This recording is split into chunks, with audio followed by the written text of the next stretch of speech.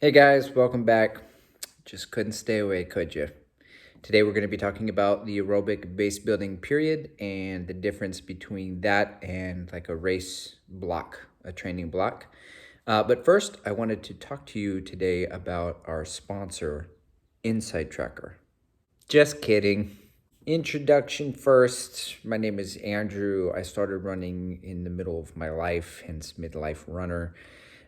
When COVID happened, I guess there should be a name for us, this COVID boom runner, something funny, or maybe there's not much funny about COVID to begin with. I don't know why I'm holding a Crayola crayon. So I subscribe to the film Maffetone Method, and Phil Maffetone says that you can start running at the age of 35 or 40 and PR through your 40s, well into your 50s, maybe 55. And so as you build your engine, your aerobic engine, and that's me, that's my story, that's what I'm doing.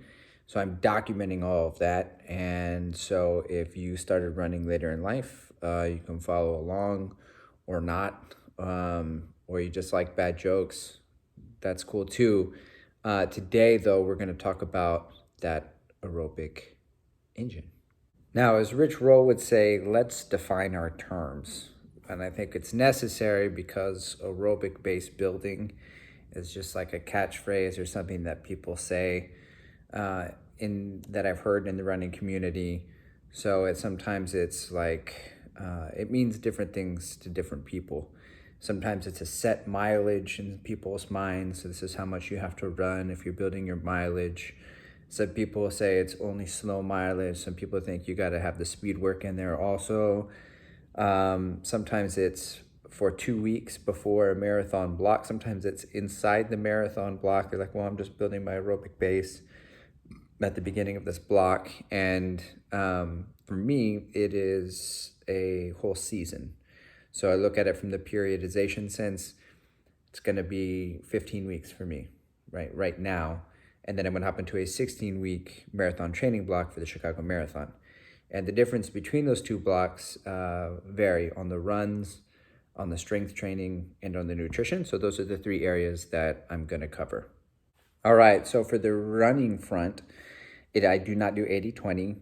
It's somewhere between 80-20 and 100-0, more towards the 95-5, somewhere like this week, 97-3, if you just have to know, right? So there's just an ounce of speed work in there, maybe a mile or two at a higher speed to test out some shoes. That's my excuse. And so for the 15 weeks, there will be 3 5-week cycles where I build the mileage responsibly by 10% from 50 to 55, 60, 66. And then a cutback week where I do no more than 50 and then pick it back up 55, 60, 66, 72, cutback week, pick it back up, etc. Right? And then there's going to be the 15th week is a cutback week going into the marathon. Now, if I run 50 miles in a week, like the very first week is 50 miles, that's only about 7 hours of running. And the whole idea behind this period is to spend as much time in my MAF zone as possible. So that means cross training. So that means I will be on a bike for 4 or 5 hours during the week as well, trying to spend as much time in that zone as possible. You can do 4-week blocks. That's probably more recommended and will keep you less likely to be injured if you increase mileage like 50, 55, 60, cut it back. 55, 60, 66, cut it back. I just picked 5 weeks because I had 15 weeks, so I liked the symmetry. During the scale back weeks, every 5th week, I will be doing an MAF test, my MAF test. On to strength training. I had to take my shirt off for this one because I'm a hybrid athlete. What's the difference between a regular athlete and a hybrid athlete? If you play football and you lift weights, are you a hybrid athlete? My brother Kyle once owned a Prius. That was a hybrid car. Okay, seriously,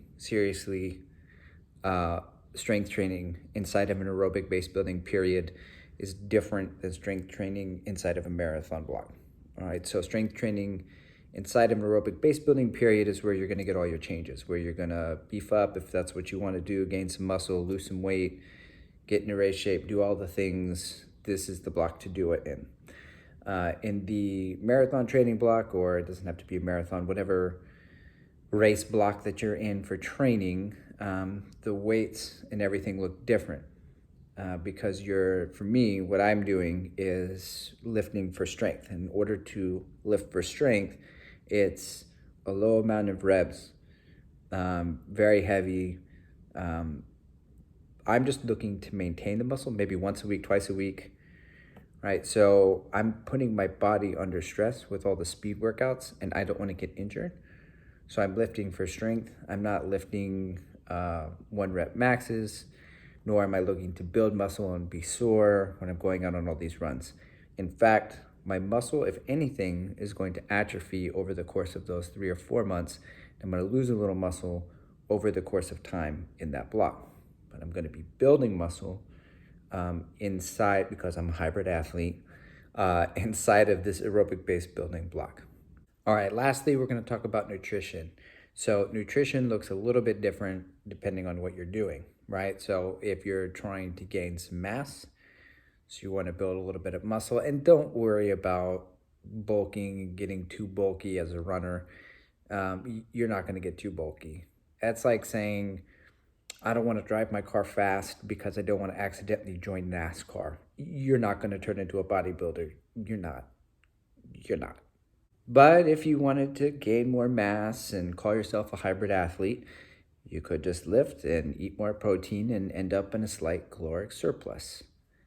Not everybody wants to do that. Some people want to lose weight. If you can believe it, not everybody who runs wants to qualify for Boston. Some people run just to get in shape.